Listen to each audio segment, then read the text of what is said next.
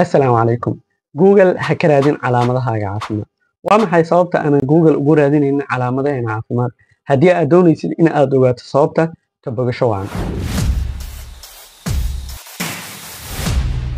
Da'da dijitaalka maanta waxaad arkaysaa dad oo dhakhtar u yahay Google markasta oo ay la kulmaan calaamado ama walaac caafimaad waxay u dhaqaaqaan raadin degdeg ah taasoo keeni karta macluumaad fara badan laga bilaabo baaritaanada suurtagalka ah ilaa fursadaha daaweynta. Si kastaba ha ahaatee, inkastoo internetku uu noqon karo il qiimo badan oo loogu talagalay ama laga heli karo macluumaadka caafimaadka, waxaa jira dib u dhacyo muujinaya oo ku tiirsan internetka in laga raadiyo talo caafimaad.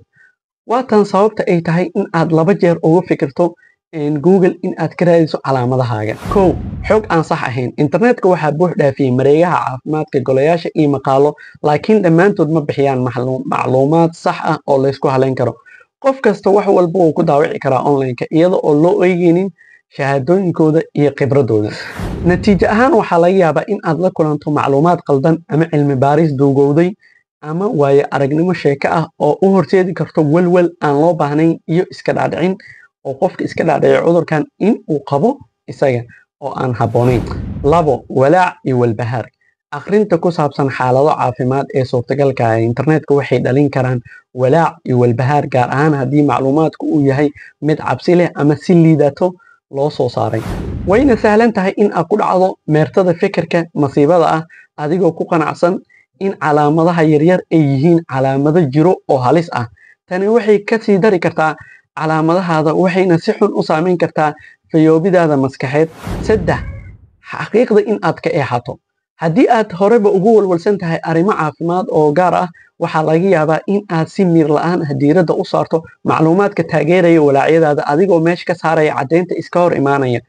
Tani waxay xumeyn kartaa aragtidaada xaaladda oo waxay caqabad ku noqon kartaa go'aan gaaristaada.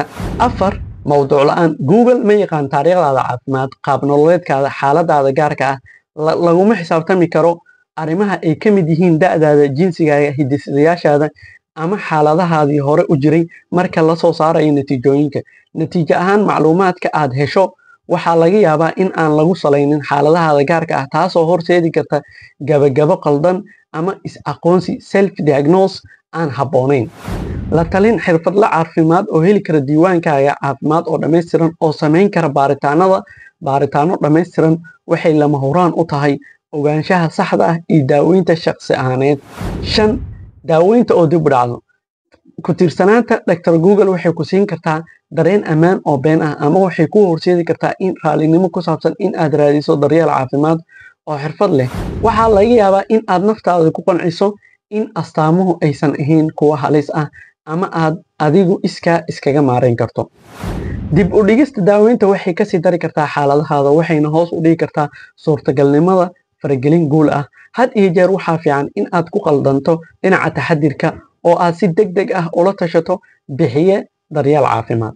Gabagabadii, inkasta oo internetku uu noqon karo kheyraad qiimo leh loogu talagalayna macluumaadka caafimaadka, waxaa lama huraan ah in si taxadar leh oo shaki leh loogu wajaho, gaar ahaan marka ay timaado self-diagnose ama is-aqoonsiga cudur. Google in aad ka raadiso calaamadahaadu waxay u ekaan karaan kuwo ku habboon, laakiin waxay cawaaqib xun ku yeelan karaan fayoobidaada maskaxeed iyo jireed. Taa beddelkeeda, mudnaanta si la talin xirfad-yaqaan daryeel caafimaad oo bixin kara ogaanshaha saxda ah iyo daaweynta shakhsi ahaaneed iyo xasiloonida maskaxdaada. Xasuusnaaw, marka ay timaado caafimaadkaada, waxaa fiican in aad ka nabad gasho wixii ku dhibayo. Halkaas ayuu inoo egyahay mawduuceena. Waxaa inoo balana mawduuca xigo hadduu Alle idmo. Khayr badan.